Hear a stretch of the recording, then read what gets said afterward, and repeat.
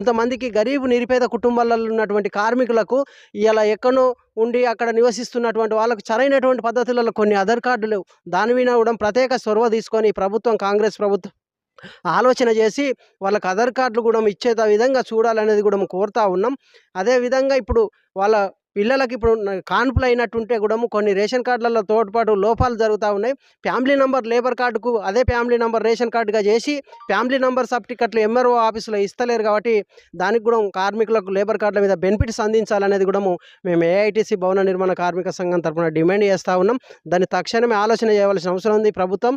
లేని వేళ తర్వాత ఈ యొక్క పార్లమెంటు కార్యక్రమం ముట్టడి తర్వాత దాన్ని పెద్ద ఎత్తున ఆందోళన కార్యక్రమం చేస్తామని కూడా ఈ సందర్భంగా తెలియజేస్తూ ఉన్నాం. తెలంగాణ రాష్ట్రంలో తిండి తిప్పలు లేక జీతాలు లేక కార్మికులకు ఉపాధి దొరకక ఎంతోమంది కార్మికులు ఇబ్బంది కూడా పడుతూ ఉన్నారు. వాళ్ళ జీతాల కోసం పునర్నిర్మాణం చేసి ఆలోచన చేయవలసిన అవసరం ఉంది ప్రభుత్వానికి అని కూడా ఈ సందర్భంగా తెలియజేస్తూ ఉన్నాం. వెంటనే వాళ్ళ ఒక జీతాలు కానీ ఉపాధిలు కానీ కల్పించని వేళలో పెద్ద ఎత్తున ఆందోళన కార్యక్రమం చేస్తామని సందర్భంగా తెలియజేస్తా ఉన్నాం.